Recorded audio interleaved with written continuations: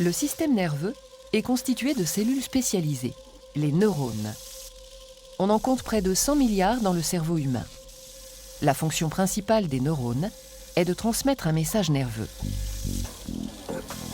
Chaque neurone possède un corps cellulaire enfermant un noyau comme la plupart des cellules de notre organisme, de nombreux prolongements cytoplasmiques récepteurs, les dendrites, véritables antennes, et un prolongement particulier appelé axone ou fibre nerveuse. C'est au niveau de cette fibre que le message nerveux va se propager. Un nerf comprend les axones de nombreux neurones. Le message nerveux est l'ensemble des informations qui transitent de cellules nerveuses en cellules nerveuses. Ce message est de nature électrique le long d'un neurone. Il se propage toujours dans le même sens, des dendrites vers la terminaison nerveuse en passant par le corps cellulaire et l'axone. Voyons de plus près à quoi ressemble ce message nerveux. Le long de la fibre nerveuse tout d'abord. Puisqu'il s'agit d'un signal électrique, on peut l'enregistrer grâce à un voltmètre. Lorsqu'on place 2 microélectrodes de part et d'autre de la membrane plasmique, on enregistre une différence de potentiel égale à moins 70 millivolts quand la fibre est au repos. La face interne de la membrane est donc électronégative par rapport à la face externe.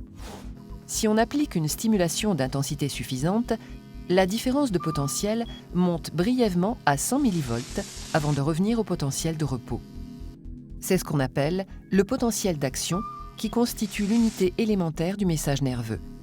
Cette variation de potentiel membranaire dure environ 1 milliseconde. En dessous d'un certain seuil de stimulation, il n'y a pas de message, pas de potentiel d'action créé. Au-delà d'un certain seuil, il y a création de potentiel d'action, tous toujours de même durée et de même amplitude. Le potentiel d'action, une fois créé, se déplace le long de l'axone vers la terminaison nerveuse. Plus l'intensité de la stimulation augmente, plus le nombre et la fréquence de ces potentiels d'action augmentent. Revenons au parcours du message nerveux. Lorsque le signal électrique parvient à l'extrémité de l'axone d'un neurone ou terminaison nerveuse, il rencontre un espace appelé fente synaptique qui l'empêche de se propager à un autre neurone. L'arrivée des potentiels d'action à l'extrémité de l'axone du neurone 1 dit présynaptique entraîne la migration et la fusion de vésicules avec la membrane plasmique du neurone. Cette fusion libère les molécules enserrées dans les vésicules, appelées neurotransmetteurs. Ces neurotransmetteurs viennent se fixer aux récepteurs membranaires situés à la surface du neurone 2 ou neurone postsynaptique. Cette fixation déclenche une réponse électrique dans le neurone postsynaptique et éventuellement, si cette réponse est d'amplitude suffisante, la création de potentiels d'action. Les neurotransmetteurs permettent donc la transmission du message nerveux d'un neurone à l'autre. Ces molécules actives sont libérées par un neurone et réceptionnées par un autre sur lequel elles agissent. Ainsi, le message nerveux est de nature électrique le long de l'axone et chimique au niveau de la synapse.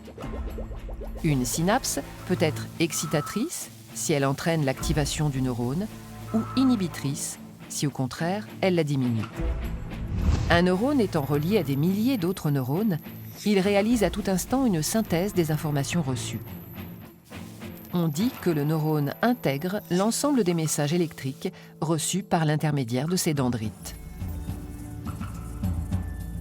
Ce processus d'intégration se réalise au niveau du corps cellulaire.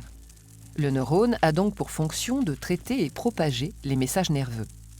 Si la stimulation globale perçue est excitatrice, il génère un train de potentiel d'action ou message nerveux. Sinon, il restera silencieux et le flot d'informations s'arrêtera là. Le nouveau message transmis traduit l'intensité de la stimulation perçue grâce à la fréquence des potentiels d'action émis.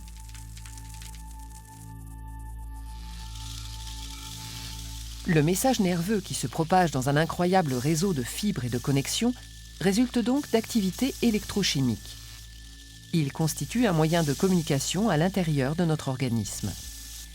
Un signal simple, le potentiel d'action, permet de véhiculer des informations très diverses. Sensations, pensées, commandes de mouvement, régulation. De la même manière qu'une impulsion électrique, un bit, est le support de programmes informatiques très variés.